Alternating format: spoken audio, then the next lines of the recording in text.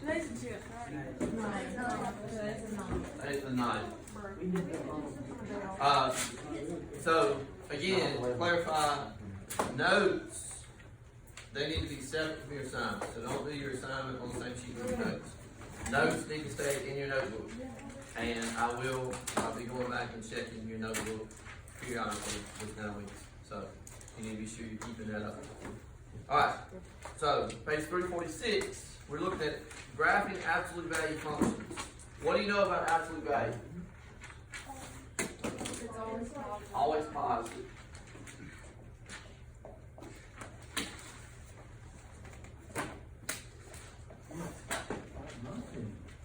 Why is absolute value always positive? It can't be negative.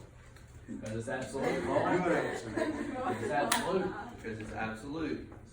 That's the name. What? It's all about the number line. It is something about the number line. I was trying to think of how could I get to the answer without giving you the answer. So, absolute value is always positive because absolute value is the distance the number is from 0. Right, so for example, if I said the absolute value of -3, that's a positive 3 because -3 is 3 units from 0. So it does have to do with the number line. So that's the reason it's always positive. Now, if you remember back to chapter 4, which I'm sure most of you probably do not, but in chapter 4, we were talking about functions and what made a function a function. And then we kind of left that and we started talking about linear functions. So first of all, what makes a function a function? Or actually, when we talked about that, there was one thing that we said that couldn't happen in order for a function to be a function.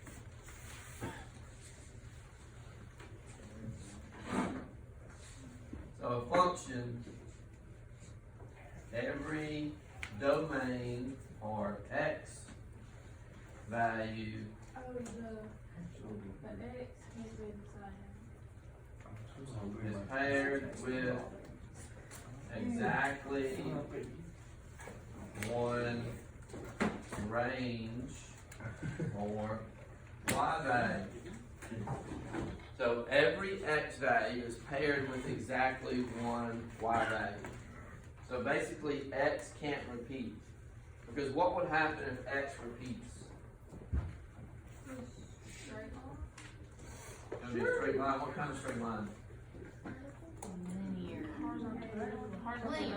Vertical line. So let's say if I had the point 2, 3 and I had the point 2, -3. Now those two are on top of each other, right? And it creates a vertical line. We said that a vertical line can't be a function, right? Because in a vertical line, the x value repeats. You have the same x value over and over and over again. So a function, every domain or every x value or every input value is paired with exactly one range value or y value or output value. So x can't repeat because if x repeats, it creates a vertical line, and a vertical line is not a function. Because remember we said if you had a graph and I wanted to test and see if that graph is a function.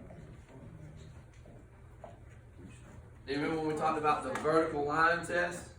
If I put a vertical line down anywhere on that graph, it should only touch in one point. If it touches in more than one point, it's not a function. So is that a function or no? No.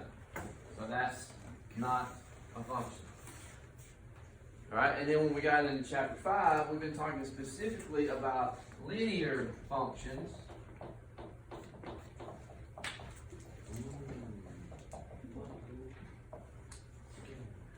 And what do we know about a linear function? It don't like me. I don't know that linear functions have feelings. But a linear function is a function, let's go with whose instead of that.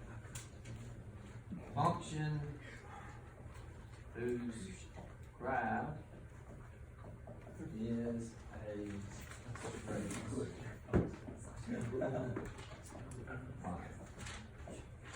so if it's a linear function, it has the characteristics of a function.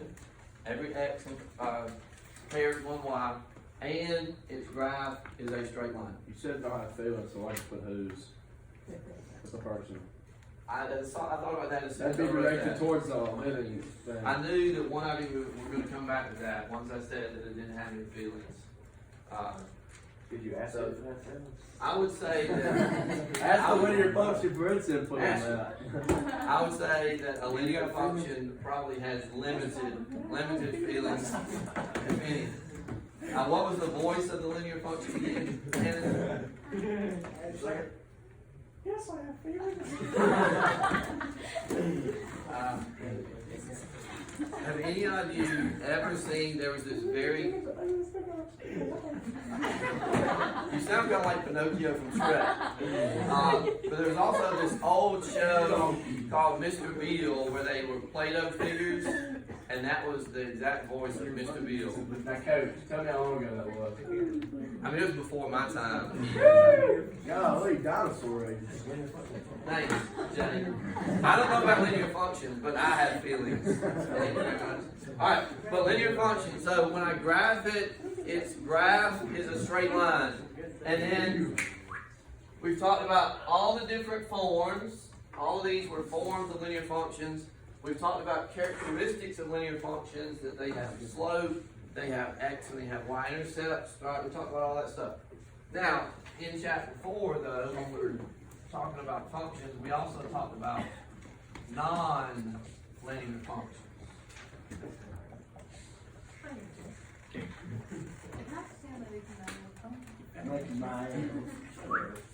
Folks.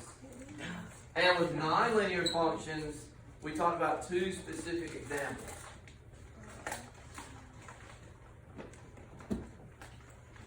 We said there was the x squared,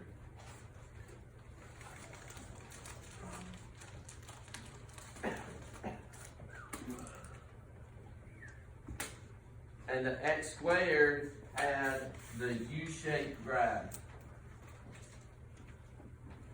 So x squared is always going to be a U-shaped graph, and we call that a parabola.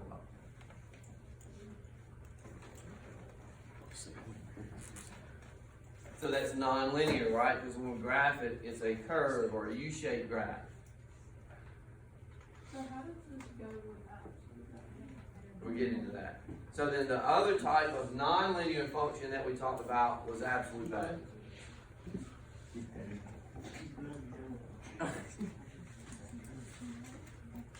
Alright, so absolute value has a V-shaped graph.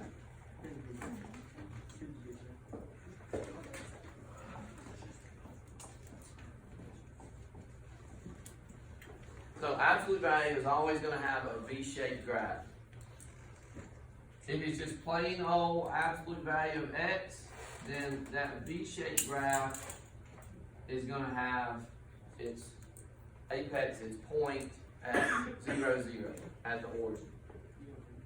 So that's what y is equal to absolute value of x would look like. Wow.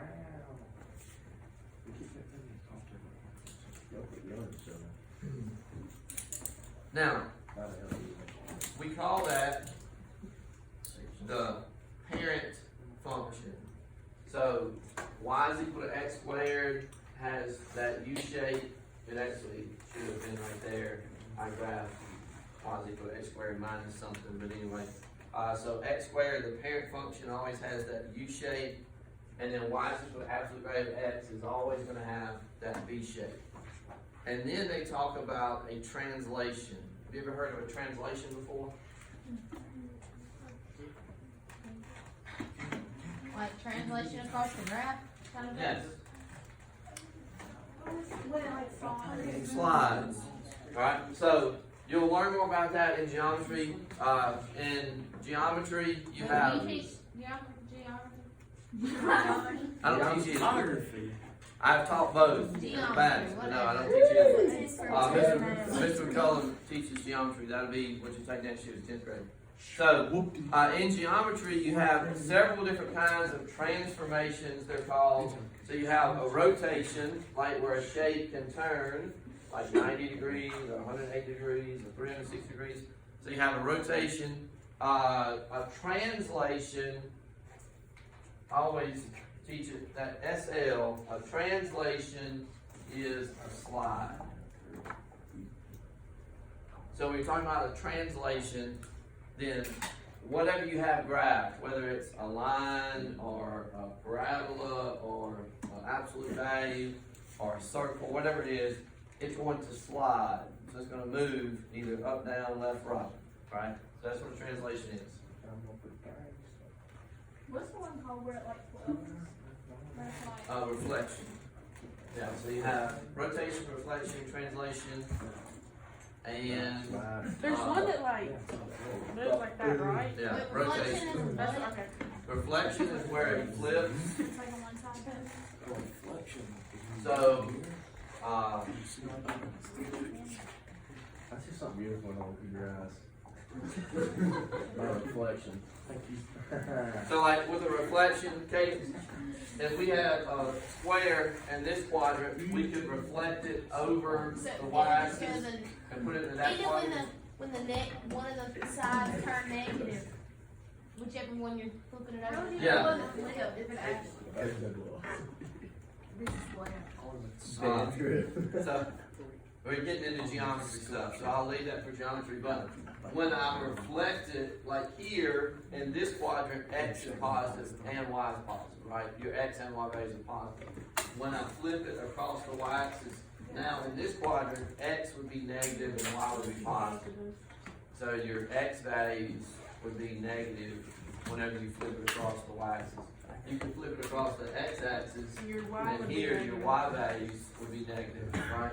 Here, x and y both would be negative. But we could reflect it or flip it across any of the axes, or we could have a line of symmetry there that we would flip it across. So that's a reflection. Rotation, that we could rotate it, we could move it around the x-axis. So we could rotate it 90 degrees, which would move it into the next quadrant. And then, the last one is a dilation. Oh yeah, when it goes bigger.